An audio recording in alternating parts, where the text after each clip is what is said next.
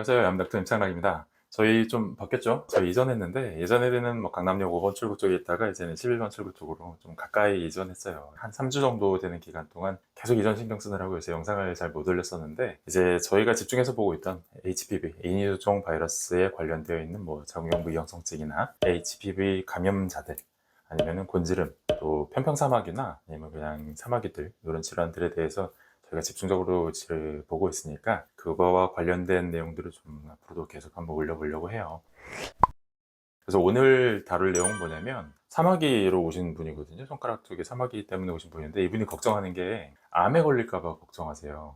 이거 HPV 아니냐, HPV에 의해서 사마귀가 생기는데 HPV가 또 자궁경부 암도 유발한다 그러니까 그게 걱정된다, 이런 얘기신데, 사실 요거는 조금 오해가 있죠. 뭐 많이들 알고 계실 텐데, HPV가 지금까지 발견된 것만 200가지 종류가 넘어요. 근데 그게 분류가 되거든요. 어떤 식으로 분류하냐면, 이게 지금 바이러스 굉장히 많잖아요. 지금 동그랗게 바이러스 번호를 다 쫙 나열해 놓은 거고, 그걸 계통별로 분류해 가지고 각 패밀리별로 묶은 거예요. 그래서 구분할 때 뭐 알파 아니면은 베타, 감마, 뉴, 뮤 해가지고 5가지의 그 군으로 묶어 놓거든요. 5가지 그룹으로 묶어 놓고, 우리가 일반적으로 알고 있는 그 뭐 16번, 18번 자궁경부 암을 유발한다는 뭐 그런 바이러스는 6번이나 11번처럼 곤지름을 유발하는 그런 생식기 점막, 그러니까 뮤커스에 활동하는, 피부가 얇고 점액질로 덮여 있는 그런 곳 있잖아요. 대표적으로 뭐 자궁경부라든가 질점막, 항문, 아니면 뭐 인후부 점막, 이런 데도 활동하는 바이러스들이거든요, 얘네들은. 그런데 피부는 조금 다르잖아요. 여기는 점액질이 있는 게 아니고 약간 두꺼운 각질층이 덮여 있고 그거에서 보호가 되고 있죠. 그런 부분을 큐테이니어스라 그래요. 그런 데서 활동하는 바이러스가 좀 구분이 돼요. 손가락에 바이러스가 HPV 활동한다고 해서 이게 뭐 자궁경부 암으로 연결되진 않죠. 그런데 혹시 그런 거는 생각해 보셨나요? 자궁경부 암이나 곤지름을 유발하는 그 점막에서 활동하는 바이러스들은 저이형군과 고이형군으로 구분하잖아요. 저이형군은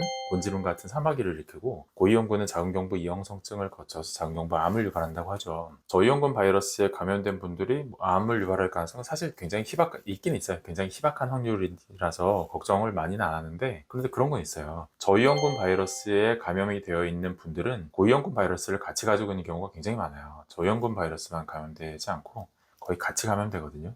그러니까 곤지름이 있는 분들은 충분히 자궁경부 암을 걱정할 수가 있죠. 그럼 피부의 사마귀는, 피부 사마귀라는 그런 양성질환, 암으로 발전하지 않는 그런 양성질환을 가지고 있는 분들도 피부의 암을 걱정해야 되지 않을까요? 그런 의문은 있을 수 있잖아요. 그런 거를 설명하는 논문들도 있어요. 이게 보면 큐테이니어스, 아까 설명드렸죠. 큐테이니어스, 그러니까 피부 쪽에, 점막 말고 이런 일반 피부에 활동하는 HPV와 스킨 캔서, 그러니까 피부의 암의 연관성에 대해서 설명하는 리뷰 논문이거든요. 여기서 이 문장을 저희가 좀 설명을 해드리고 싶었어요. 이게 뭐냐면, 베타 HPV, 방금 전에 보여드린 거죠. 알파 HPV 있었고, 뭐 베타, 감마, 뉴, 뮤, 이렇게 해서 5가지 패밀리로 나눴는데, 그 중에 베타 HPV랑 스킨 캔서와의 어소시에이션, 그 관련성은 처음에 어디서 보고되었냐면, 그 에피더무 디스플라지아, 요거 때문에 설명드리고 싶었어요. 디스플라지아 이형성증이거든요. 자궁경부에도 서비컬 디스플라지아, 자궁경부 이형성증이라고 불러요. 이게 에피더미스 하면은 피부의 표피, 상피거든요. 상피의 이형성증이에요. 베로시프미스, 굉장히 어려운 단어인 것 같은데 이거 사마귀 닮았다는 거거든요. 사마귀 모양.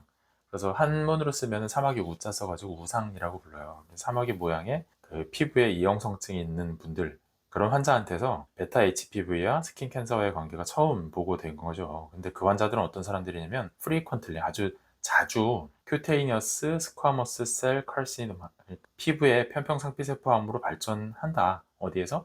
선 익스포즈드 에리아, 그러니까 햇볕에 노출된 부위에서 요 피부에 이형성증이 있던 분들이 피부암으로 잘 간다는 거죠. 그 HPV 중에서도 사마귀를 유발하는 게 있고, 또 암을 유발할 수 있는 그런 E6나 E7 프로틴을 이제 인코딩하는 그런 바이러스가 또 따로 있거든요. 그래서 사마귀가 있다고, 마치 곤지름이 있다고 자궁경부 암을 걱정하지 않듯이 사마귀가 있다고 피부암을 걱정하진 않아도 되는데, 같이 감염될 가능성이 역시나 있어요. 거기다가 그 햇볕에 왜 노출돼야 된다고 얘기를 했냐면, 피부암을 일으키는 가장 유력한, 그리고 가장 흔한, 가장 자주 나타나는 원인 1번, 그게 UV, 자외선이에요. 자외선 노출된 지역에 만약에 HPV에 감염돼 있었다라고 하면 암으로 갈 가능성이 많다는 거죠. 이게 약간은 자궁경부암이랑 좀 다른 부분이기도 해요. 자궁경부암을 발병하는 원인 1번은 HPV.